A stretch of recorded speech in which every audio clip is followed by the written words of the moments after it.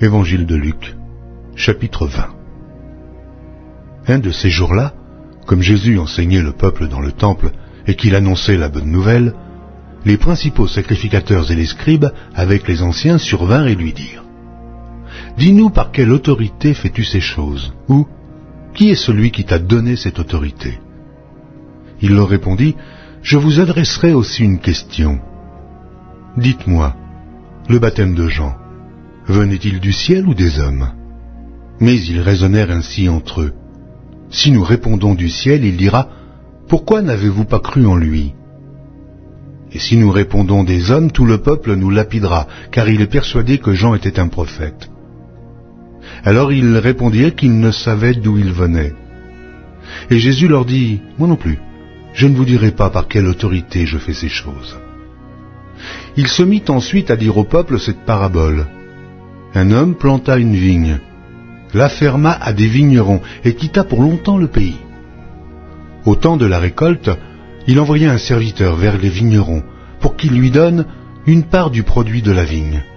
Les vignerons le battirent et le renvoyèrent à vide. Il envoya encore un autre serviteur, ils le battirent, l'outragèrent et le renvoyèrent à vide. Il en envoya encore un troisième. Ils le blessèrent et le chassèrent. Le maître de la vigne dit : « Que ferai-je ?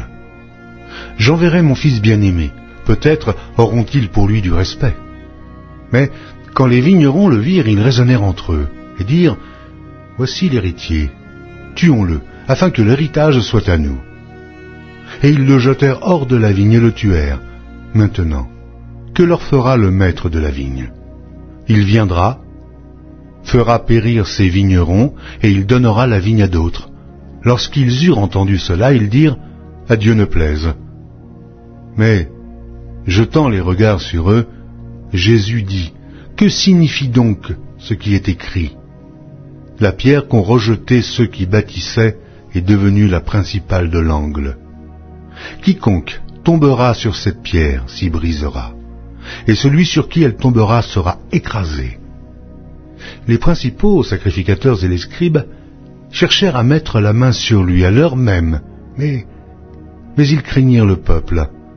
Ils avaient compris que c'était pour eux que Jésus avait dit cette parabole. Ils se mirent à observer Jésus, et ils envoyèrent des gens qui feignaient d'être justes pour lui tendre des pièges et saisir de lui quelques paroles, afin de le livrer aux magistrats et à l'autorité du gouverneur. Ces gens lui posèrent cette question : « Maître, nous savons que tu parles et enseignes droitement, et que tu ne regardes pas à l'apparence, mais que tu enseignes la voie de Dieu, selon la vérité. Nous est-il permis ou non de payer le tribut à César ?» Jésus, apercevant leur ruse, leur répondit : « Montrez-moi un denier. » « De qui porte-t-il l'effigie et l'inscription ? » ?»« De César, répondirent-ils.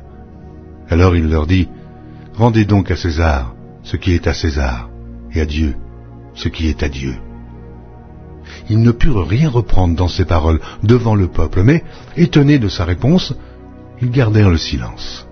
Quelques-uns des Sadducéens, qui disent qu'il n'y a point de résurrection, s'approchèrent et posèrent à Jésus cette question : « Maître, voici ce que Moïse nous a prescrit.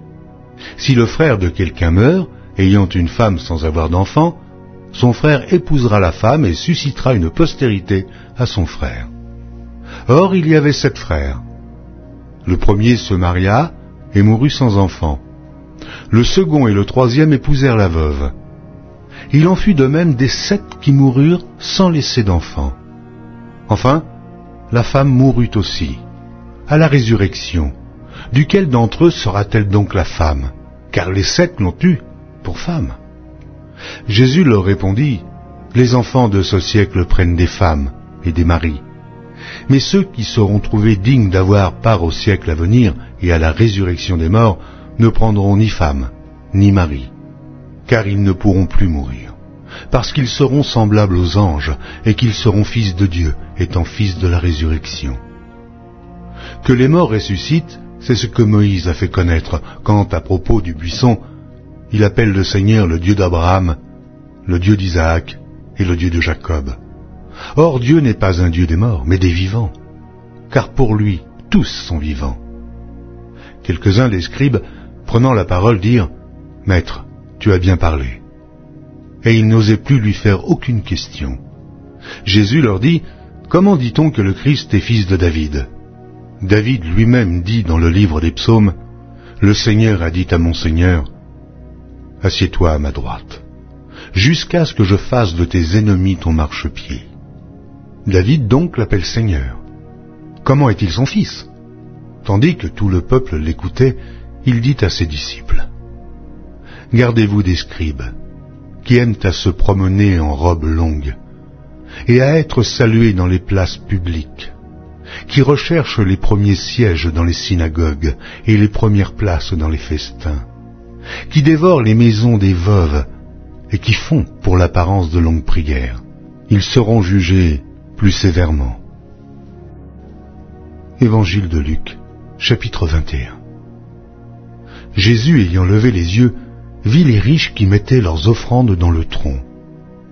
Il vit aussi une pauvre veuve qui y mettait 2 petites pièces, et il dit, « Je vous le dis en vérité, cette pauvre veuve a mis plus que tous les autres. Car c'est de leur superflu que tous ceux-là ont mis des offrandes dans le tronc.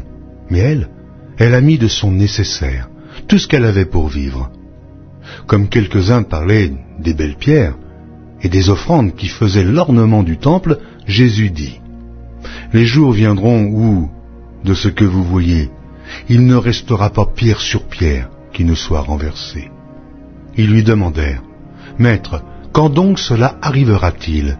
Et à quel signe connaîtra-t-on que ces choses vont arriver ?» Jésus répondit, « Prenez garde que vous ne soyez séduits, car plusieurs viendront en mon nom disant, « C'est moi, et le temps approche. » Ne les suivez pas. Quand vous entendrez parler de guerre et de soulèvement, ne soyez pas effrayés, car il faut que ces choses arrivent premièrement. Mais ce ne sera pas encore la fin. Alors il leur dit, « Une nation s'élèvera contre une nation, et un royaume contre un royaume. Il y aura de grands tremblements de terre, et en divers lieux, des pestes et des famines. Il y aura des phénomènes terribles et de grands signes dans le ciel. Mais, avant tout cela, on mettra la main sur vous, et l'on vous persécutera. On vous livrera aux synagogues, on vous jettera en prison. On vous amènera devant des rois et devant des gouverneurs, à cause de mon nom. Cela vous arrivera pour que vous serviez de témoignage. Mettez-vous donc dans l'esprit de ne pas préméditer votre défense, car je vous donnerai une bouche et une sagesse à laquelle tous vos adversaires ne pourront résister ou contredire. Vous serez livrés même par vos parents, par vos frères, par vos proches et par vos amis, et ils feront mourir plusieurs d'entre vous. Vous serez haïs de tous à cause de mon nom, mais il ne se perdra pas un cheveu de votre tête. Par votre persévérance, vous sauverez vos âmes. Lorsque vous verrez Jérusalem investie par des armées, sachez alors que sa désolation est proche. Alors que ceux qui seront en Judée fuient dans les montagnes, que ceux qui seront au milieu de Jérusalem en sortent, et que ceux qui seront dans les champs n'entrent pas dans la ville. Car ce seront des jours de vengeance, pour l'accomplissement de tout ce qui est écrit. Malheur aux femmes qui seront enceintes, et à celles qui allaiteront ces jours-là, car il y aura une grande détresse dans le pays, et de la colère contre ce peuple. Ils tomberont sous le tranchant de l'épée, ils seront emmenés captifs parmi toutes les nations, et Jérusalem sera foulée aux pieds par les nations, jusqu'à ce que les temps des nations soient accomplis. Il y aura des signes dans le soleil, dans la lune et dans les étoiles, et sur la terre, il y aura de l'angoisse chez les nations, qui ne sauront que faire au bruit de la mer et des flots, les hommes rendant l'âme de terreur dans l'attente de ce qui surviendra pour la terre, car les puissances des cieux seront ébranlées. Alors, on verra le Fils de l'homme venant sur une nuée, avec puissance et une grande gloire. Quand ces choses commenceront à arriver, redressez-vous et levez vos têtes, parce que votre délivrance approche. Et il leur dit une comparaison. Voyez le figuier et tous les arbres. Dès qu'ils ont poussé, vous connaissez de vous-même en regardant que déjà l'été est proche. De même, Quand vous verrez ces choses arriver, sachez que le royaume de Dieu est proche. Je vous le dis en vérité, cette génération ne passera point que tout cela n'arrive. Le ciel et la terre passeront, mais mes paroles ne passeront point. Prenez garde à vous-même de craindre que vos cœurs ne s'apesantissent par les excès du manger et du boire, et par les soucis de la vie, et que ce jour ne vienne sur vous à l'improviste. Car il viendra comme un filet sur tous ceux qui habitent sur la face de toute la terre. Veillez donc et priez en tout temps, afin que vous ayez la force d'échapper à toutes ces choses qui arriveront, et de paraître debout devant le Fils de l'homme. Pendant le jour, Jésus enseignait dans le temple, et il allait passer la nuit à la montagne appelée Montagne des Oliviers. Et tout le peuple, dès le matin, se rendait vers lui dans le temple pour l'écouter. Évangile de Luc, chapitre 22. La fête des pains sans levain, appelée la Pâque, approchait. Les principaux sacrificateurs et les scribes cherchaient les moyens de faire mourir Jésus, car ils craignaient le peuple. Or Satan entra dans Judas, surnommé Iscario, qui était du nombre des 12. Et Judas alla s'entendre avec les principaux sacrificateurs et les chefs des gardes sur la manière de le leur livrer. Ils furent dans la joie, et ils convinrent de lui donner de l'argent. Après s'être engagés, ils cherchaient une occasion favorable pour leur livrer Jésus à l'insu de la foule. Le jour des pains sans levain, où l'on devait immoler la Pâque, arriva. Et Jésus envoya Pierre et Jean en disant « Allez nous préparer la Pâque, afin que nous la mangions. » Ils lui dirent « Mais où veux-tu que nous la préparions » Il leur répondit « Voici, quand vous serez entrés dans la ville, vous rencontrerez un homme portant une cruche d'eau. Suivez-le dans la maison où il entrera. Et vous direz au maître de la maison, le maître te dit, où est le lieu où je mangerai la Pâque avec mes disciples? Et il vous montrera une grande chambre haute, meublée. C'est là que vous préparerez la Pâque. Ils partirent et trouvèrent les choses comme il le leur avait dit, et ils préparèrent la Pâque. L'heure étant venue, il se mit à table, et les apôtres avec lui. Il leur dit, j'ai désiré vivement manger cette Pâque avec vous avant de souffrir. Car je vous le dis, je ne la mangerai plus jusqu'à ce qu'elle soit accomplie dans le royaume de Dieu. Et, ayant pris une coupe et rendu grâce, il dit, prenez cette coupe et distribuez-la entre vous. Car je vous le dis, je ne boirai plus désormais du fruit de la vigne jusqu'à ce que le royaume de Dieu soit venu. Ensuite, il prit du pain et, après avoir rendu grâce, il le rompit et le leur donna en disant, « Ceci est mon corps, qui est donné pour vous.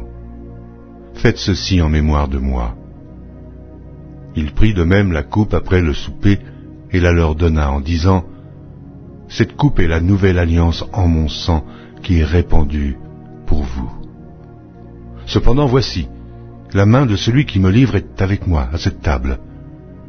Le Fils de l'homme s'en va selon ce qui est déterminé, mais malheur à l'homme par qui il est livré. » Et ils commencèrent à se demander les uns aux autres qui était celui d'entre eux qui ferait cela. Il s'éleva parmi les apôtres une contestation, lequel d'entre eux devait être estimé le plus grand. Jésus leur dit, « Les rois des nations les maîtrisent, et ceux qui les dominent sont appelés bienfaiteurs. Qu'il n'en soit pas de même pour vous, mais que le plus grand parmi vous soit comme le plus petit, et celui qui gouverne comme celui qui sert. Car quel est le plus grand? Celui qui est à table ou celui qui sert? N'est-ce pas celui qui est à table? Et moi cependant, je suis au milieu de vous, comme celui qui sert. Vous êtes ceux qui avez persévéré avec moi dans mes épreuves. C'est pourquoi je dispose du royaume en votre faveur, comme mon Père en a disposé en ma faveur, afin que vous mangiez et buviez à ma table dans mon royaume, et que vous soyez assis sur des trônes, pour juger les 12 tribus d'Israël. » Le Seigneur dit, « Simon, Simon, Satan vous a réclamé pour vous cribler comme le froment, mais j'ai prié pour toi, afin que ta foi ne défaille point. Et toi, quand tu seras converti, affermis tes frères. » Seigneur, lui dit Pierre, « Je suis prêt à aller avec toi, et en prison, et à la mort. » Et Jésus dit, « Pierre, je te le dis, le coq ne chantera pas aujourd'hui que tu n'aies nié 3 fois de me connaître. Il leur dit encore, quand je vous ai envoyé sans bourse, sans sac et sans souliers, avez-vous manqué de quelque chose? Ils répondirent, de rien. Et il leur dit, maintenant au contraire, que celui qui a une bourse la prenne, et que celui qui a un sac le prenne également, que celui qui n'a point d'épée vende son vêtement et achète une épée. Car je vous le dis, il faut que cette parole qui est écrite s'accomplisse en moi. Il a été mis au nombre des malfaiteurs, et ce qui me concerne est sur le point d'arriver.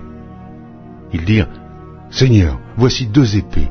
Et il leur dit, cela suffit.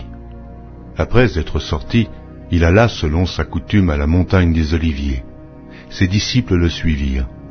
Lorsqu'il fut arrivé dans ce lieu, il leur dit, priez, afin que vous ne tombiez pas en tentation. Puis il s'éloigna d'eux à la distance d'environ un jet de pierre, et, s'étant mis à genoux, il pria. Il pria disant, Père, si tu voulais éloigner de moi cette coupe, toutefois, que ma volonté ne se fasse pas, mais la tienne. Alors un ange lui apparut du ciel pour le fortifier. Étant en agonie, il priait plus instamment, et sa sueur devint comme des grumeaux de sang qui tombaient à terre. Après avoir prié, il se leva et vint vers les disciples, qu'il trouva endormis de tristesse, et il leur dit, « Pourquoi dormez-vous? Levez-vous et priez, afin que vous ne tombiez pas en tentation. » Comme il parlait encore, voici, une foule arriva, et celui qui s'appelait Judas, l'un des 12, marchait devant elle. Il s'approcha de Jésus pour le baiser, et Jésus lui dit, « Judas, c'est par un baiser que tu livres le Fils de l'homme ?» Ceux qui étaient avec Jésus, voyant ce qui allait arriver, dirent, « Seigneur, frapperons-nous de l'épée ?» Et l'un d'eux frappa le serviteur du souverain sacrificateur et lui emporta l'oreille droite. Mais Jésus, prenant la parole, dit, « Laissez, arrêtez. » Et, ayant touché l'oreille de cet homme, il le guérit. Jésus dit ensuite aux principaux sacrificateurs, aux chefs des gardes du temple et aux anciens qui étaient venus contre lui, « Vous êtes venus comme après un brigand, avec des épées et des bâtons. J'étais tous les jours avec vous dans le temple, et vous n'avez pas mis la main sur moi. Mais c'est ici votre heure, et la puissance des ténèbres. » Après avoir saisi Jésus, ils l'emmenèrent et le conduisirent dans la maison du souverain sacrificateur. Pierre suivait de loin. Ils allumèrent du feu au milieu de la cour, et ils s'assirent. Pierre s'assit parmi eux. Une servante qui le vit assis devant le feu fixa sur lui le regard et dit, « Cet homme était aussi avec lui. » Mais il le nia, disant, « Femme, je ne le connais pas. » Peu après, un autre, l'ayant vu, dit, « Tu es aussi de ces gens-là. » Et Pierre dit, « Homme, je n'en suis pas. » Environ 1 heure plus tard, un autre insistait, disant, « Certainement cet homme était assis avec lui, car il est galiléen. » Pierre répondit, « Homme, je ne sais ce que tu dis. » Et au même instant, comme il parlait, le coq chanta. Le Seigneur s'étant retourné regarda Pierre, et Pierre se souvint de la parole que le Seigneur lui avait dite. « Avant que le coq chante aujourd'hui, tu me renieras 3 fois. » Et, étant sorti, il pleura amèrement. Les hommes qui tenaient Jésus se moquaient de lui et le frappaient. Ils lui voilèrent le visage et ils l'interrogeaient en disant, « Devine qui t'a frappé !» Et ils proféraient contre lui beaucoup d'autres injures. Quand le jour fut venu, le collège des anciens du peuple, les principaux sacrificateurs et les scribes, s'assemblèrent et firent amener Jésus dans leur sanédrin. Ils dirent, « Si tu es le Christ, dis-le-nous. » Jésus leur répondit, « Si je vous le dis, vous ne le croirez pas. Et si je vous interroge, vous ne répondrez pas. Désormais le Fils de l'homme sera assis à la droite de la puissance de Dieu. » Tous dirent, « Tu es donc le Fils de Dieu ?» Et il leur répondit, « Vous le dites, je le suis. » Alors ils dirent, « Qu'avons-nous encore besoin de témoignages? nous l'avons entendu nous-mêmes de sa bouche. Évangile de Luc, chapitre 23. Ils se levèrent tous et ils conduisirent Jésus devant Pilate. Ils se mirent à l'accuser, disant « Nous avons trouvé cet homme excitant notre nation à la révolte, empêchant de payer le tribut à César, et se disant lui-même Christ, roi. » Pilate l'interrogea en ces termes « Es-tu le roi des Juifs ?» Jésus lui répondit « Tu le dis. » Pilate dit aux principaux sacrificateurs et à la foule « Je ne trouve rien de coupable en cet homme. » Mais ils insistèrent et dirent « Il soulève le peuple en enseignant par toute la Judée depuis la Galilée où il a commencé jusqu'ici. » Quand Pilate entendit parler de la Galilée, il demanda si cet homme était galiléen. Et, ayant appris qu'il était de la juridiction d'Hérode, il le renvoya à Hérode, qui se trouvait aussi à Jérusalem en ces jours-là. Lorsque Hérode vit Jésus, il en eut une grande joie, car depuis longtemps, il désirait le voir à cause de ce qu'il avait entendu dire de lui, et il espérait qu'il le verrait faire quelques miracles. Il lui adressa beaucoup de questions, mais Jésus ne lui répondit rien. Les principaux sacrificateurs et les scribes étaient là, et l'accusaient avec violence. Hérode, avec ses gardes, le traita avec mépris et, après s'être moqué de lui et l'avoir revêtu d'un habit éclatant, il le renvoya à Pilate. Ce jour même, Pilate et Hérode devinrent amis, d'ennemis qu'ils étaient auparavant. Pilate, ayant assemblé les principaux sacrificateurs, les magistrats et le peuple, leur dit « Vous m'avez amené cet homme comme excitant le peuple à la révolte, et voici, je l'ai interrogé devant vous, et je ne l'ai trouvé coupable d'aucune des choses dont vous l'accusez. Hérode non plus, car il nous l'a renvoyé, et voici, cet homme n'a rien fait qui soit digne de mort. Je le relâcherai donc après l'avoir fait battre de verge. » À chaque fête, il était obligé de leur relâcher un prisonnier. Ils s'écrièrent tous ensemble « Fais mourir celui-ci, et relâche-nous Barabbas. » Cet homme avait été mis en prison pour une sédition qui avait eu lieu dans la ville et pour un meurtre. Pilate leur parla de nouveau dans l'intention de relâcher Jésus. Et ils crièrent « Crucifie, crucifie-le » Pilate leur dit pour la 3e fois « Quel mal a-t-il fait ? Je n'ai rien trouvé en lui qui mérite la mort. Je le relâcherai donc après l'avoir fait battre de verge. » Mais ils insistèrent à grands cris, demandant qu'il fût crucifié, et leurs cris l'emportèrent. Pilate prononça que ce qu'ils demandaient serait fait. Il relâcha celui qui avait été mis en prison pour sédition et pour meurtre, et qu'il réclamait, et il livra Jésus à leur volonté. Comme ils l'emmenaient, ils prirent un certain Simon de Cyrène, qui revenait des champs, et ils le chargèrent de la croix pour qu'il la porte derrière Jésus. Il était suivi d'une grande multitude des gens du peuple et de femmes qui se frappaient la poitrine et se lamentaient sur lui. Jésus se tourna vers elle et dit « Filles de Jérusalem, ne pleurez pas sur moi, mais pleurez sur vous et sur vos enfants. Car voici, des jours viendront où l'on dira « Heureuses les stériles, heureuses les entrailles qui n'ont point enfanté, et les mamelles qui n'ont point allaité. » Alors, ils se mettront à dire aux montagnes, « Tombez sur nous, et aux collines, couvrez-nous, car si l'on fait ces choses au bois vert, qu'arrivera-t-il au bois sec ?» On conduisait en même temps 2 malfaiteurs, qui devaient être mis à mort avec Jésus.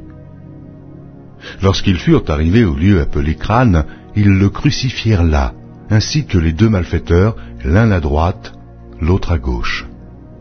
Jésus dit, « Père, pardonne-leur, car ils ne savent ce qu'ils font. » Ils se partagèrent ses vêtements en tirant au sort. Le peuple se tenait là et regardait. Les magistrats se moquaient de Jésus, disant, « Il a sauvé les autres, qu'il se sauve lui-même s'il est le Christ, l'élu de Dieu. » Les soldats aussi se moquaient de lui. S'approchant et lui présentant du vinaigre, il disait, « Si tu es le roi des Juifs, sauve-toi toi-même. » Il y avait au-dessus de lui cette inscription, « Celui-ci est le roi des Juifs. » L'un des malfaiteurs crucifiés l'injuriait, disant, « N'es-tu pas le Christ ? Sauve-toi toi-même et sauve-nous. » Mais l'autre le reprenait et disait, « Ne crains-tu pas Dieu, toi qui subis la même condamnation? Pour nous, c'est justice, car nous recevons ce qu'ont mérité nos crimes, mais celui-ci n'a rien fait de mal. Et il dit à Jésus, « Souviens-toi de moi quand tu viendras dans ton règne. » Jésus lui répondit, « Je te le dis en vérité, aujourd'hui, tu seras avec moi dans le paradis. » Il était déjà environ la 6e heure, et il y eut des ténèbres sur toute la terre jusqu'à la 9e heure. Le soleil s'obscurcit et le voile du temple se déchira par le milieu. Jésus s'écria d'une voix forte, « Père, je remets mon esprit entre tes mains. » Et en disant ces paroles, il expira. Le centenier, voyant ce qui était arrivé, glorifia Dieu et dit, « Certainement, cet homme était juste. » Et tous ceux qui assistaient en foule à ce spectacle, après avoir vu ce qui était arrivé, s'en retournèrent, se frappant la poitrine. Tous ceux de la connaissance de Jésus et les femmes qui l'avaient accompagné depuis la Galilée se tenaient dans l'éloignement et regardaient ce qui se passait. Il y avait un conseiller nommé Joseph, homme bon et juste, qui n'avait point participé à la décision et aux actes des autres. Il était d'Arimathée, ville des Juifs, et il attendait le royaume de Dieu. Cet homme se rendit vers Pilate et demanda le corps de Jésus. Il le descendit de la croix, l'enveloppa d'un linceul et le déposa dans un sépulcre taillé dans le roc, où personne n'avait encore été mis. C'était le jour de la préparation, et le Shabbat allait commencer. Les femmes qui étaient venues de la Galilée avec Jésus accompagnèrent Joseph, virent le sépulcre et la manière dont le corps de Jésus y fut déposé, et, s'en étant retournées, elles préparèrent des aromates et des parfums, puis elles se reposèrent, le jour du Shabbat, selon la loi. Évangile de Luc, chapitre 24. Le premier jour de la semaine, elles se rendirent au sépulcre de grand matin, portant les aromates qu'elles avaient préparés. Elles trouvèrent que la pierre avait été roulée de devant le sépulcre, et, étant entrées, elles ne trouvèrent pas le corps du Seigneur Jésus. Comme elles ne savaient que penser de cela, voici, 2 hommes leur apparurent en habits resplendissants. Saisies de frayeur, elles baissèrent le visage contre terre, mais ils leur dirent, « Pourquoi cherchez-vous parmi les morts celui qui est vivant? Il n'est point ici, mais il est ressuscité. Souvenez-vous de quelle manière il vous a parlé lorsqu'il était encore en Galilée, et qu'il disait, « Il faut que le Fils de l'homme soit livré entre les mains des pécheurs, qu'il soit crucifié, et qu'il ressuscite le 3e jour. » Et elles se ressouvinrent des paroles de Jésus. À leur retour du sépulcre, elles annoncèrent toutes ces choses aux 11 et à tous les autres. Celles qui dirent ces choses aux apôtres étaient Marie de Magdala, Jeanne, Marie, mère de Jacques, et les autres qui étaient avec elle. Ils tinrent ces discours pour des rêveries, et ils ne crurent pas ces femmes. Mais Pierre se leva et courut au sépulcre. S'étant baissé, il ne vit que les linges qui étaient à terre. Puis il s'en alla chez lui dans l'étonnement de ce qui était arrivé. Et voici, ce même jour, 2 disciples allaient à un village nommé Emmaüs, éloigné de Jérusalem de 60 stades, et ils s'entretenaient de tout ce qui s'était passé. Pendant qu'ils parlaient et discutaient, Jésus s'approcha et fit route avec eux. Mais leurs yeux étaient empêchés de le reconnaître. Il leur dit, « De quoi vous entretenez-vous en marchant, pour que vous soyez tout tristes ?» L'un des 2, nommé Cléopas, lui répondit, « Es-tu le seul qui, séjournant à Jérusalem, ne sache pas ce qui y est arrivé ces jours-ci? » « Quoi, leur dit-il. Et ils lui répondirent, « Ce qui est arrivé au sujet de Jésus de Nazareth, qui était un prophète puissant en œuvre et en parole, devant Dieu et devant tout le peuple, et comment les principaux sacrificateurs et nos magistrats l'ont livré pour le faire condamner à mort, et l'ont crucifié. Nous espérions que ce serait lui qui délivrerait Israël. Mais avec tout cela, voici le 3e jour que ces choses se sont passées. Il est vrai que quelques femmes d'entre nous nous ont fort étonnés, s'étant rendues de grand matin au sépulcre, et n'ayant pas trouvé son corps. Elles sont venues dire que des anges leur sont apparus, et ont annoncé qu'il est vivant. Quelques-uns de ceux qui étaient avec nous sont allés au sépulcre, et ils ont trouvé les choses comme les femmes l'avaient dit. Mais lui, ils ne l'ont point vu. » Alors Jésus leur dit, « Ô homme sans intelligence, et dont le cœur est lent à croire tout ce qu'ont dit les prophètes. Ne fallait-il pas que le Christ souffrit ces choses, et qu'il entrât dans sa gloire ?» Et commençant par Moïse et par tous les prophètes, il leur expliqua dans toutes les Écritures ce qui le concernait. Lorsqu'ils furent près du village où ils allaient, il parut vouloir aller plus loin, mais ils le pressèrent en disant, « Reste avec nous, car le soir approche, le jour est sur son déclin. » Et il entra pour rester avec eux. Pendant qu'il était à table avec eux, il prit le pain, et après avoir rendu grâce, il le rompit et le leur donna. Alors leurs yeux s'ouvrirent, et ils le reconnurent. Mais il disparut de devant eux. Et ils se dirent l'un à l'autre, « Notre cœur ne brûlait-il pas au-dedans de nous lorsqu'il nous parlait en chemin et nous expliquait les Écritures ?» Se levant à l'heure même, ils retournèrent à Jérusalem, et ils trouvèrent les 11 et ceux qui étaient avec eux assemblés, et disant, « Le Seigneur est réellement ressuscité, et il est apparu à Simon. » Et ils racontèrent ce qui leur était arrivé en chemin, et comment ils l'avaient reconnu au moment où il rompit le pain.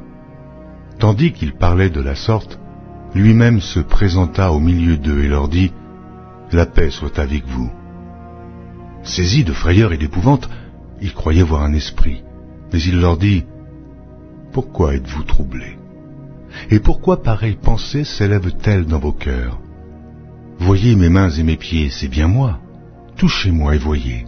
Un esprit n'a ni chair ni os, comme vous voyez que j'ai. » Et en disant cela, il leur montra ses mains et ses pieds. Comme dans leur joie, ils ne croyaient point encore, et qu'ils étaient dans l'étonnement, il leur dit, « Avez-vous ici quelque chose à manger? » Ils lui présentèrent du poisson rôti et un rayon de miel. Il en prit, et il mangea devant eux. Puis il leur dit, « C'est là ce que je vous disais lorsque j'étais encore avec vous, qu'il fallait que s'accomplît tout ce qui est écrit de moi dans la loi de Moïse, dans les prophètes et dans les psaumes. » Alors, il leur ouvrit l'esprit, afin qu'ils comprissent les Écritures. Et il leur dit, « Ainsi il est écrit que le Christ souffrirait, et qu'il ressusciterait des morts le 3e jour, et que la repentance et le pardon des péchés seraient prêchés en son nom à toutes les nations, à commencer par Jérusalem. Vous êtes témoins de ces choses. Et voici, j'enverrai sur vous ce que mon Père a promis, mais vous, restez dans la ville, jusqu'à ce que vous soyez revêtus de la puissance d'en haut. » Il les conduisit jusque vers Béthanie, et, ayant levé les mains, il les bénit. Pendant qu'il les bénissait, il se sépara d'eux, et fut enlevé au ciel. Pour eux, après l'avoir adoré, ils retournèrent à Jérusalem avec une grande joie, et ils étaient continuellement dans le temple, louant et bénissant Dieu.